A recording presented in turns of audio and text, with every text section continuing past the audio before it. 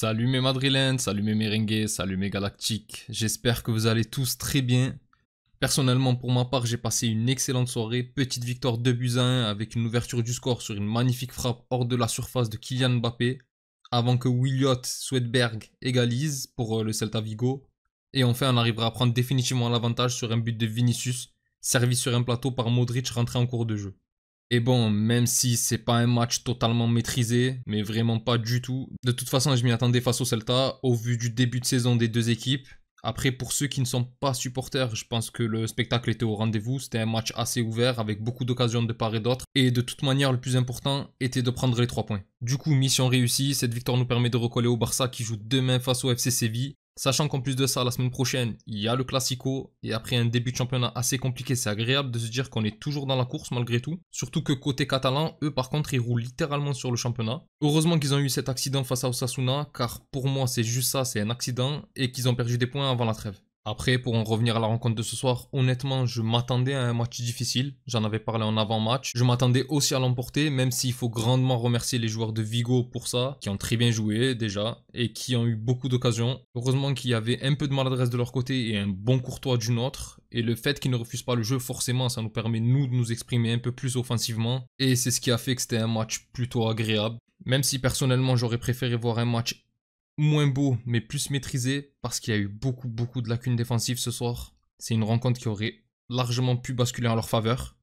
Et je vais me répéter, mais heureusement que de notre côté, on a eu un excellent Courtois, et que de leur côté, ils ont vraiment fait preuve de maladresse. Enfin bref, comme d'habitude, on va revenir sur le déroulé de la soirée. D'ailleurs, petit aparté, mais je trouve le maillot gris qu'on a porté ce soir vraiment beau. Je ne sais pas si c'est juste à la caméra ou si c'est vraiment un classique, mais franchement, très beau maillot. J'ai beaucoup aimé aussi l'hommage fait avec le t-shirt en soutien à Dani Carvajal avant le début de la rencontre. Le joueur s'est récemment vu opérer et j'espère qu'il va se remettre au plus vite et on lui souhaite un bon rétablissement. Alors concernant le 11 de départ, bon, il n'y a pas eu de grandes surprises, si ce n'est la titularisation de Fran Garcia à la place de Mendy. Je pense que le Français sera tout de même titulaire au prochain match face à Dortmund.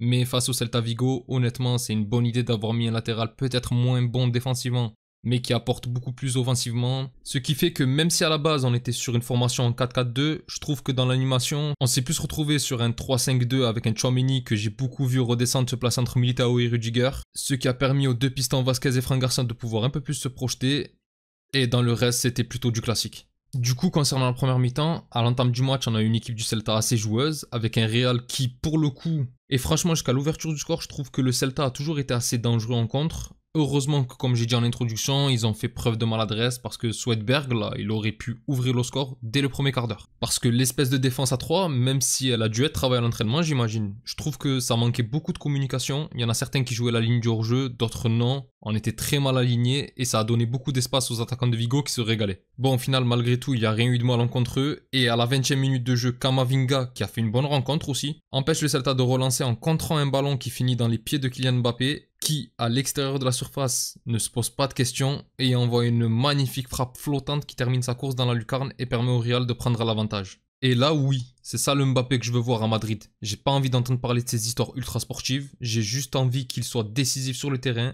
et là, par cette frappe, il l'a été et j'espère vraiment qu'il va continuer sur ce chemin.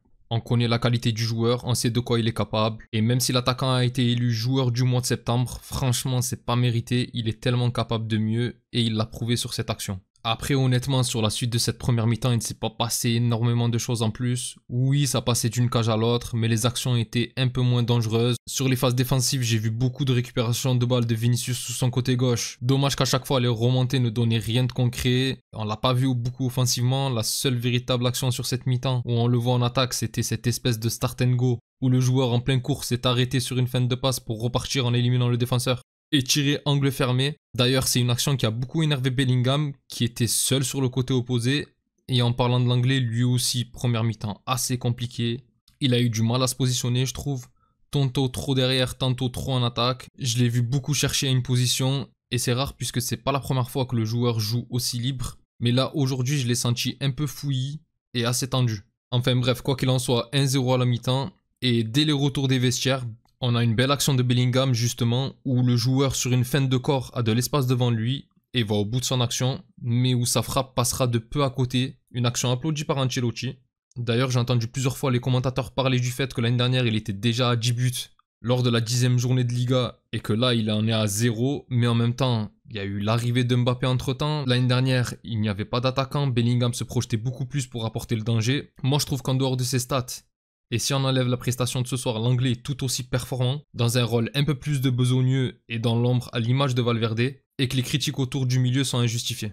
Malgré tout, ça n'empêchera pas l'égalisation du Celta Vigo 5 minutes plus tard sur une magnifique action collective, un 1-2 entre Mingueza et Marcos Alonso, je crois, où Fran Garcia se fait totalement aspirer, suivi d'un magnifique centre de Mingueza pour l'égalisation du Suédois Williot Zwedberg. Rudiger est trop loin sur l'action pour intervenir sur le centre et Militao qui était venu couvrir une solution a permis à Swedberg de se retrouver seul. Mais pour le coup, c'est pas réellement la faute du Brésilien, ça aurait dû être à Vasquez de venir resserrer et de contenir le joueur, chose qui n'a pas été faite et l'attaquant est seul pour ajuster Courtois. Bon, après l'égalisation, grosse prise de confiance des locaux, on a failli se faire surprendre une autre fois sur une autre action dangereuse de Swedberg qui s'entre-tire fort devant la cage, heureusement que le ballon finit par sortir. Peu après l'heure de jeu, Carlo Ancelotti va essayer de redynamiser l'équipe en faisant rentrer Modric et Rodrigo à la place de Camavinga et Valverde. Des changements qui vont avoir leur importance puisque quelques minutes plus tard, on a une magnifique passe de Luka Modric qui brise toute la défense pour Vinicius, qui fait un excellent appel latéral d'ailleurs et qui se retrouve seul lui aussi pour le 2-1 avec une célébration un peu bizarre qui est ce qu'elle est, mais ça a permis au Real de reprendre l'avantage. Malgré ce but, on va tout de même subir encore pas mal d'occasions jusqu'à la toute fin de la rencontre. Mais finalement, on va réussir à s'imposer certes dans la difficulté, mais les 3 points sont là, avec au passage l'entrée de Ceballos pour quelques minutes qui m'a vraiment fait plaisir après sa blessure. Et puis surtout, cette victoire était nécessaire. On a une très grosse semaine qui nous attend, avec une réception de Dortmund en Ligue des Champions, qui est leader du classement en Europe mine de rien, et un Classico en Camp Nou samedi prochain, où si on arrive à faire quelque chose, nous permettrait d'être soit co-leader, soit, si demain il y a contre-performance des Catalans, être seul premier de la Liga. Bon là je pars vite en besogne, je pense que le Barça ne va pas faire l'erreur de laisser filer le match demain, et il va falloir s'attendre à une grosse rencontre face à eux, avec la confiance qu'ils ont actuellement. Enfin bref mes galactiques, c'est tout pour moi concernant ce débrief. Si la vidéo vous a plu, n'hésitez pas à liker et à vous abonner, c'est un soutien très important pour la chaîne, je vous remercie beaucoup pour ça. Et à vous, ça vous permet d'avoir des vidéos en plus sur le Real. Pour les autres, je vous donne rendez-vous pour l'avant-match de la rencontre face à Dortmund de ce mardi soir. D'ici là, je vous souhaite une excellente journée ou soirée selon l'heure à laquelle vous regardez la vidéo. Prenez tout soin de vous et encore et toujours, hasta le final, vamos Real. Salut!